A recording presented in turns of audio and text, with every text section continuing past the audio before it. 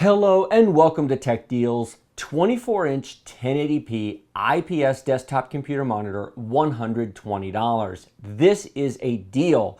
Now, if you are looking for a deal, if you want maximum performance, maximum features for the lowest possible price while still getting an incredible looking monitor, you have definitely come to the right place. This is an Acer 24-inch desktop computer monitor, and as I said, $120.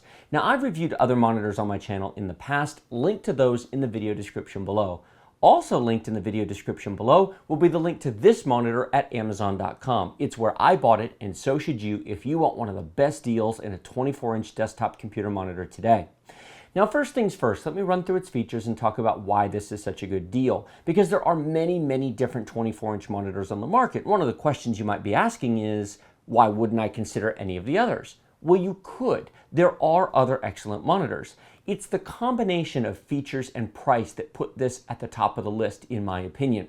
First of all, did I mention it was $120? That is a very competitive price. There are not very many 24-inch monitors that are less than that. There are a few, but not many, and they're usually missing stuff. Now, you can also spend a lot more than $120, so it's a great price. It's a 1080p monitor. 1080p is about the right resolution for this size. There are higher and lower resolutions. If you go lower, it becomes more pixelated and blocky. If you go higher, it requires an expensive computer to drive it, and at this screen size, you generally won't see as much detail as the resolution gets higher than 1080p.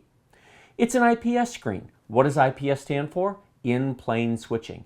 In-plane switching is the actual display technology on the screen. The alternative is a technology called TN. TN panels have worse color reproduction, worse viewing angles, and don't cost that much less. You can find those for about $20 less than this, but you give up so much to get there. Now, this monitor has a 4 millisecond response time. There are monitors with lower response times, and if you are a competitive Counter-Strike Global Offensive player and you want 300 frames per second, this monitor is not for you. But for everyone else, which represents probably 99% of the desktop PC market, 4 milliseconds is actually really good. If you're playing online games and you're worried about the response time, let me offer you this thought. The tick rate or the update rate of online game servers generally doesn't exceed about 60 hertz. Overwatch is a good example. The server tick rate is 63 hertz. That works out to 16 milliseconds per update the server sends out.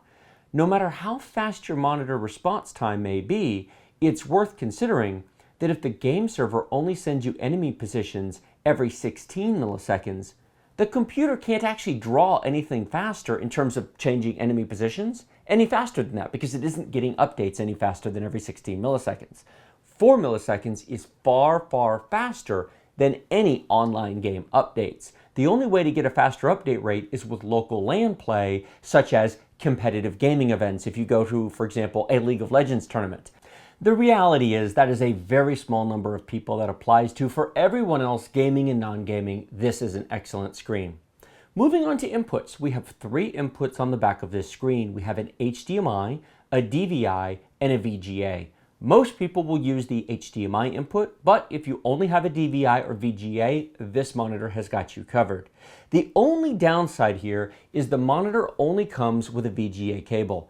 Acer, this is your latest and greatest version of the monitor. Where's the HDMI cable? It does not come with an HDMI cable. You will need one.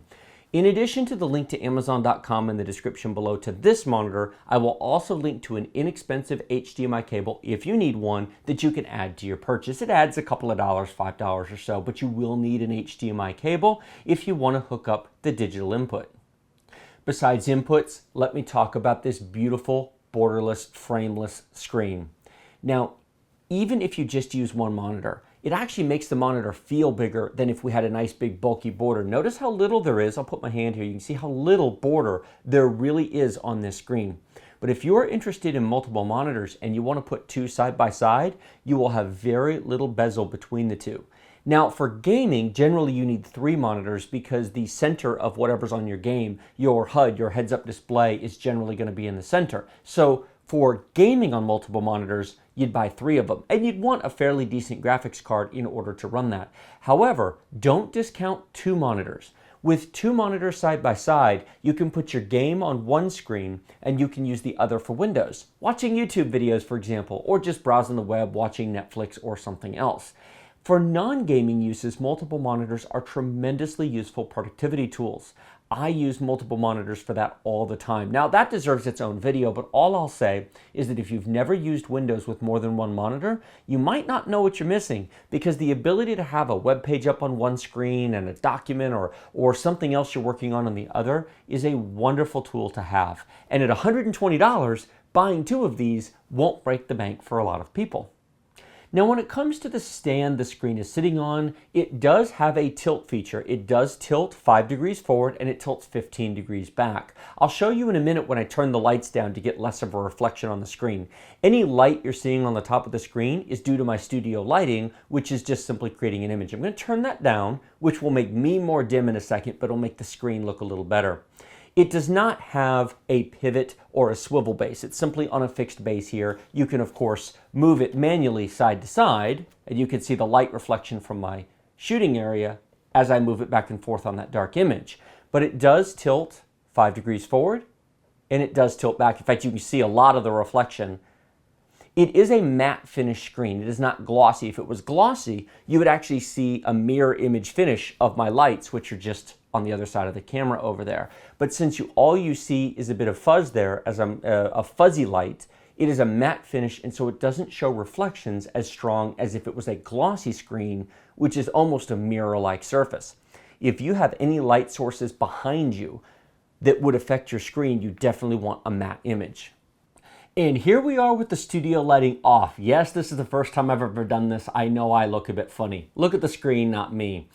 The only light that's on in the room at the moment is actually the main overhead room light. All of my studio lighting has been turned off. You can even see the glow coming in through the window behind the sheet back there. Now, let me show you how beautiful this screen really looks. As I tilt it back, watch the viewing angle. Let me tilt it forward.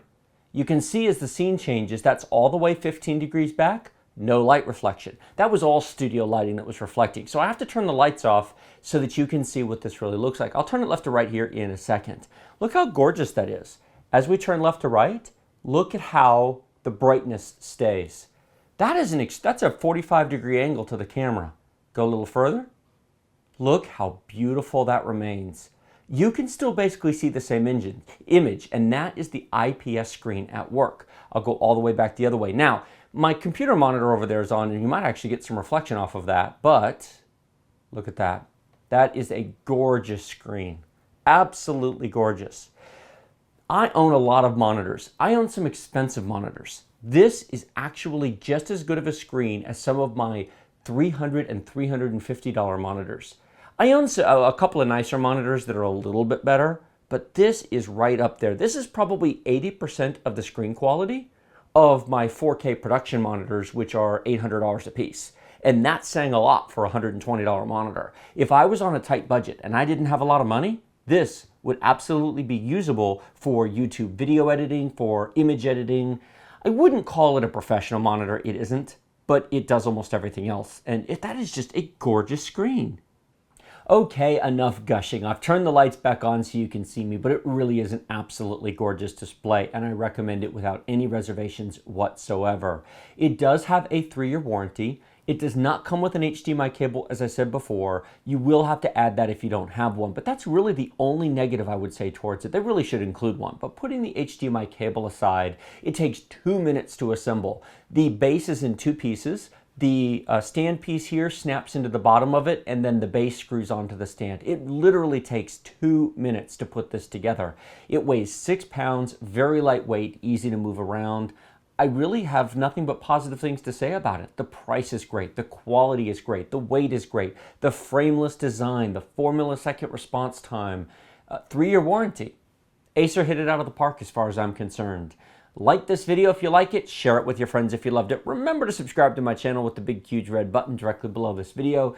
Questions and comments below the video, and as always, check out the video description. Links to Amazon.com to buy this monitor and an HDMI cable. Links to all of my monitor reviews will be down there, and links to my Patreon will be down there. Do you like this video? Is this useful, informative, and helpful? Do you like me bringing to you reviews, how-to guides, build guides, computer game reviews, graphics card reviews, then please consider supporting my channel on Patreon.